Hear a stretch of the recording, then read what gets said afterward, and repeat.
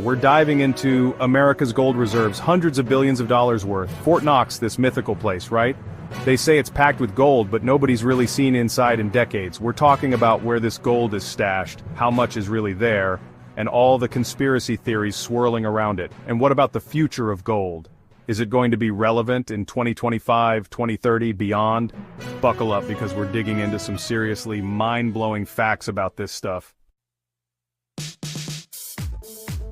Alright, let's talk about Fort Knox, one of the most secure and mysterious places on Earth.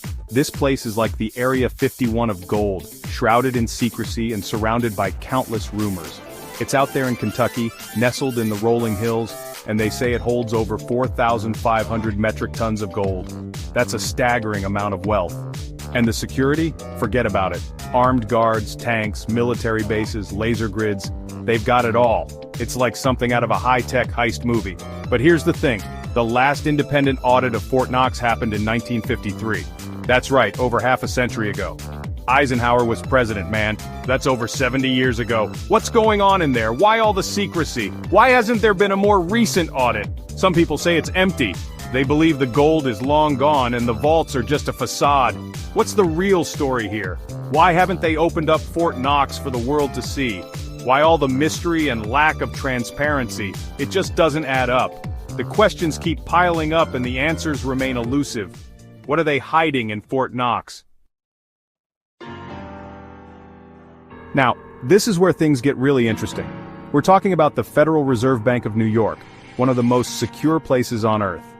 Deep beneath Wall Street, 80 feet underground, lies a vault with over 6,000 metric tons of gold. This is a staggering amount of wealth. That's more than Fort Knox. Can you believe it? Most of the gold in this vault doesn't even belong to the US. It's a global treasure trove. It belongs to other countries. Nations from all over the world trust the Federal Reserve to safeguard their gold. Now, I don't know about you, but if I was another country, I might be a little nervous about letting the US hold all my gold. It's a huge responsibility. It's like, are they really keeping it safe or are they using it for something else? The secrecy is intriguing. It makes you wonder what really goes on behind those closed doors. The mystery adds to the allure of this underground gold mine. So, we've talked about Fort Knox and the Federal Reserve in New York, but there's more. Don't forget about the Denver and West Point mints. These places are like the Fort Knoxes of silver and gold, churning out coins and bullion. They don't like to brag about it, but these mints are holding on to thousands of tons of gold themselves. We don't even know exactly how much gold is at these mints. They keep it all hush-hush. They say it's for national security reasons, but it makes you wonder, doesn't it? What are they not telling us? Alright, let's talk numbers for a second. The US claims to have over 260 million ounces of gold in its reserves. Imagine 10 Eiffel Towers, stacked one on top of the other. That's how much America's gold weighs. And the craziest part is, that's just what they admit to having. Some people think they've got even more stashed away in secret vaults around the world. It's enough to make you wonder, what would happen if all that gold was suddenly released onto the market?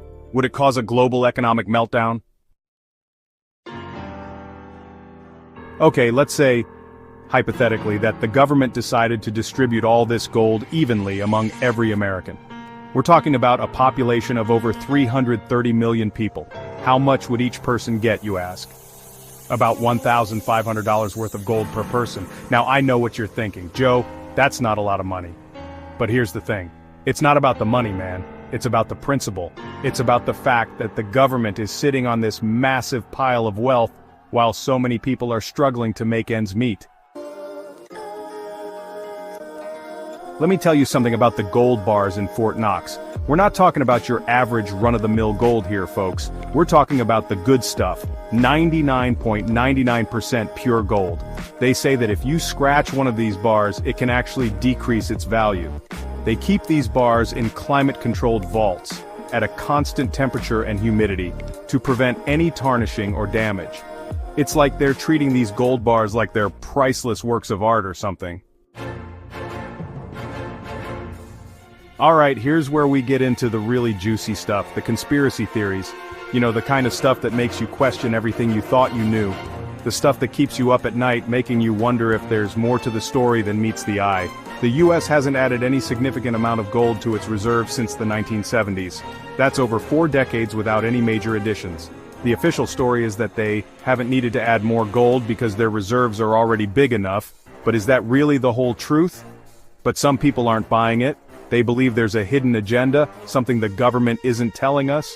They think there's something else going on, something that could change everything we know about the economy and power structures. If the US was really as powerful and economically stable as they claim to be, wouldn't they be adding to their gold reserves? It raises a lot of questions.